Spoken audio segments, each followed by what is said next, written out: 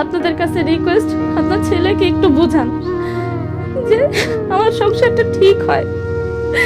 আমি আর এগুলো সহ্য করতে পারতেছি না। দীর্ঘ 9 বছর ধরে এই আগুনে আমি জ্বলতেছি। আমার পক্ষে আর সম্ভব না এই কষ্ট সহ্য করা।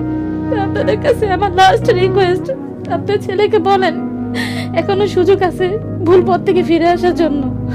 আমার বয়স যখন 4 বছর, তখন হচ্ছে আমার মায়ের সাথে বাবার হয়তো কোনো খুঁটিনাটি জিনিস নিয়ে ঝামেলা হতো, ঝগড়াঝাটি, এগুলো ঝামেলা লেগেই থাকতো। মানে ওনাদের স্বামী স্ত্রীর মধ্যে ঝামেলাটা এমন ছিল যে আমাকে ওনাদের কাছে রাখাটা সম্ভব ছিল না। তো আমার মা হচ্ছে আমার ছোটো মামার কাছে, মানে আমাকে এক পর্যায়ে সঁপে দেওয়ার মতোই, যে তোমার একটা মেয়ে থাকলে তুমি যেভাবে লালন পালন করতা, তো আমার মেয়েটাকে তুমি ওইভাবে লালন পালন করো। আমার মা আমার মামার কাছে আমাকে দিয়ে দেয়, আমি ওইভাবেই মামার কাছেই থাকি। তো আমার খুব ইচ্ছা করতো আমি মায়ের কাছে বাবার কাছে থাকি। তো আমি তো ওই আদর থেকে ছোটোবেলা থেকেই বঞ্চিত। তো আমি হচ্ছে মামার আদরেই মানুষ হই বেশিরভাগই, শাসন আদর যাই বলেন সব কিছুতেই। তো উনি আবার বাইরে থাকতো, উনি বাইরে থাকতো, প্লাস হচ্ছে উনি বাইরে লোক পাঠাতো। আপনার বাবা? হ্যাঁ, মাকে আবার সে সিঙ্গেল ভাবে সে আমার মাকে আর কি বাইরে পাঠায়। তখন আমি একেবারেই পুরোপুরি একা হয়ে যাই। তো এইভাবে মার সাথে কথাবার্তা চলতে থাকে। তো এইভাবে থাকতে থাকতে আস্তে আস্তে আমি বড় হই। 2016-তে আমার মা হচ্ছে বাইরে থেকে আবার আসে ছুটিতে। তখন আমার ইন্টার পরীক্ষা দেওয়ার সময় আর কি, তখন 17 বা 18 এরকম বয়স। তা আমার মামি চাইতেছিল যে আমার বিয়েটা খুব দ্রুত দিয়ে দেয়। আমার মামা আমাদের গাইড করতেছে, এটা আমার মামির ভালো লাগতো না। উনি বিরক্তির একটা কারণ হয়ে যায় ওনার কাছে এই ব্যাপারটা। ওনার বড় বোন বিয়ের প্রপোজাল নিয়ে আসে, আমার মাকে জানায়। আমার মা বলে ঠিক আছে, ছেলে যদি ভালো হয় দিব, তোমরা খোঁজ খবর নাও ছেলে ভালো কিনা। খোঁজ খবর নেওয়ার পরে আমার মার আর কি ফ্যামিলি কাউরে পছন্দ হয় না, মা রাজি ছিল আপনি না। রাজি ছিলেন? আমি তো ছেলে দেখিই নেই।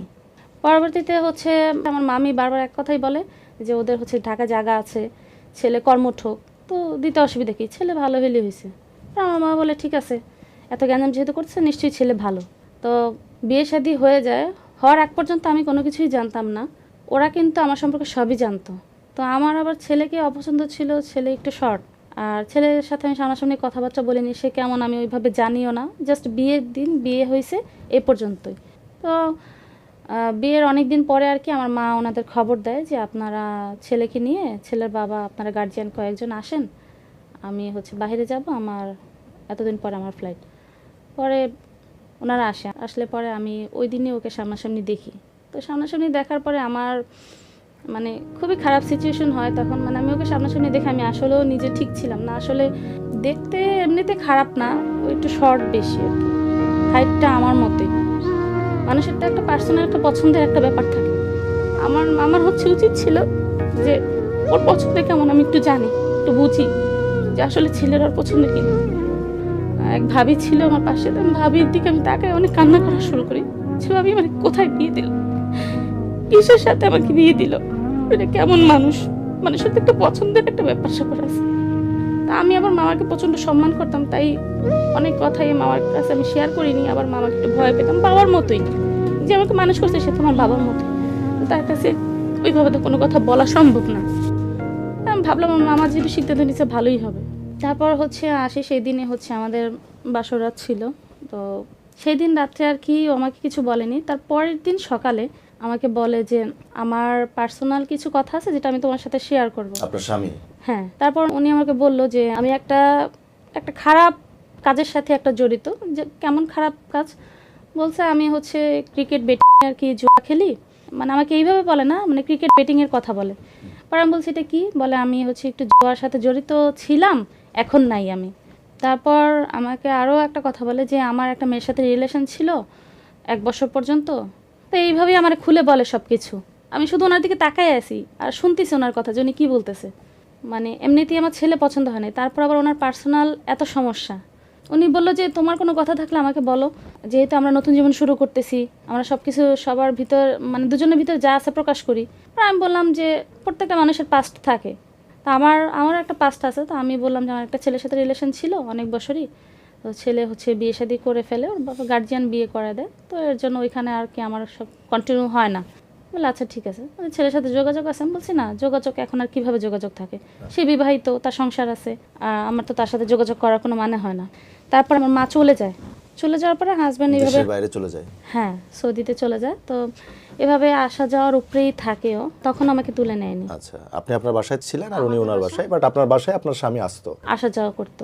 তো ও হচ্ছে আমি রাগ করলে খুবই আমাকে কেয়ার করতো, আমি রাগ করলে আমার রাগ ভাঙাইতো, মানে ওর প্রতি একটা ভালো লাগা শুরু হয় এইভাবেই। আমি ভাবলাম ঠিক আছে, বিয়ে হয়ে গেছে, নবীর কলমে পড়ছি, তা স্বামীকে অবহেলা করা ঠিক হবে না, সে যেমনই হোক যাই হোক সে আমার স্বামী। এইভাবে আস্তে আস্তে আস্তে আস্তে আমার যখন বিয়ের 6 মাস হইলো তখন আমার বেবি কনসেপ্ট হয়।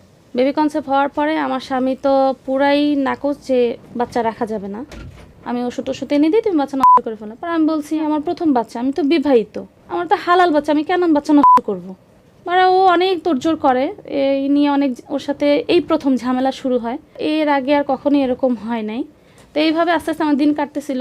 আমি ওরে বললাম দেখো বাবার বাড়ি যদি থাকি তাহলে মানুষে কি বলবে, এখন তোমাদের বাসা আমার এখন যাওয়া দরকার। ওরা হচ্ছে আমার শাশুড়ি খোলাখুলিভাবে বলে না, আমার মাকে বলে আপনি বাংলাদেশে নাই, এখন হচ্ছে মেয়েটার কিভাবে উঠে আনি। তো ওনারা খোলাখুলি বলে না যে আসলে মেয়ে উঠায় দিবেন, অবশ্যই অনেক কিছু দিতে হবে, এটা ওনারা আশা করে আছে। তারপর হচ্ছে এইভাবে আস্তে আস্তে আমার বাচ্চা আমার বাবার বাড়িতেই হয়। মায়ের খরচে বাচ্চা হলো, হাজবেন্ড হচ্ছে পুরোপুরি খরচ দেয় না, ও যা যা দরকার আউট ওগুলোই দেয়।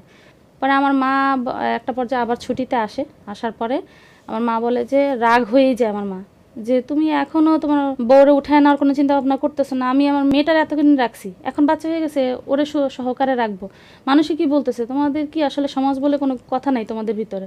পরে আমার মা বলে তুমি এখন তোমার বউর বাচ্চা নিয়ে চলে যাও, এখন আর আমি তোমার বউ বাচ্চা পালতে পারবো না, তুমি তোমাদের মতো সংসার করো, তোমার যা দেওয়া দরকার তোমার সংসারের জন্য আমি যতটুকু পারি আমি দিব, আস্তে আস্তে দিয়ে দিব। পরে ওদের বাড়িতে বলার পরে নিয়ে যায়। তো আমাদের হচ্ছে নতুন একটা ফ্রিজ কিনা হয়, ওই ফ্রিজ আর হচ্ছে আমি সেলাই মেশিনের কাজ জানতাম, ওই মেশিনটা আর কি নিয়ে যাই, আমি এই দুইটা জিনিস নিয়ে যাই। নিয়ে যাওয়ার পরে এগুলো খুঁটিনাটি নিয়ে আমার শ্বশুরের সাথে ঝামেলা শুরু হয়ে যায় বড় ধরনের, যে তুমি এইভাবে মেয়েটা নিয়ে আসলা, ওরা উঠাইয়া দিবে, মানে খোলাসাভাবে বলে নাই যে কি চায় ওনারা।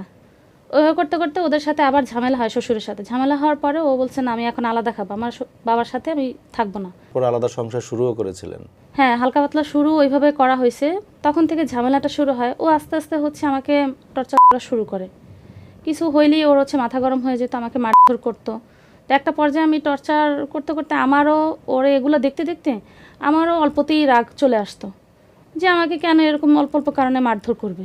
জুয়া খেলতো, বাসায় আসতো, ওর কাছে টাকা নেই, ও মাস শেষে বেতন পাইতো, টাকা নেই, ও পাশাপাশি বিজনেসও করতো, টাকা পয়সা কেন থাকবে না, কি করো কোথায় যায় জিজ্ঞেস করলেই ওই যে ঝগড়াঝাটি মারামারি এভাবে ঝামেলা চলতে থাকে।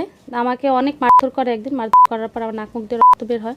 ওই সময় আর কি আমি খুব রাগ করে আর কি আমার নানু বাড়িতে চলে যাই, যাওয়ার পর ও আমাকে আনতে যাওয়ার পর আমি চলে আসি। তো এইভাবেই আস্তে আস্তে মারধর ঝগড়াঝাটি ঝামেলা লেগেই থাকতো। রাগ করতাম, আবারও সংসার কন্টিনিউ করতাম যে না হয়তো একটা সময় ঠিক হয়ে যাবে ঠিক হয়ে যাবে। আমাদের বাড়িতে থাকতেও একবার আমার এমন মারধর করে, আমার হচ্ছে বাম চোখটা এখনও সমস্যা, বাম চোখ একেবারে রক্ত জমাট হয়ে মানে রক্ত বের হয়ে যাবে এরকম অবস্থা। তখন কি সে জুয়া খেলা ছেড়েছিল?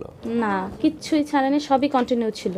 চেষ্টা আমি অনেকভাবেই করছি, প্রথমত ওর বাবা মাকে জানাইছি, ওর বাবা মা বলতো শাসন করতো সামনাসামনি, মানে ওকে ভয় পাইতো এক পর্যায়ে ওর মা, ও মাকেও মারধর করতে যাইতো, কারণ ওর মাথা অলওয়েজ গরম থাকতো।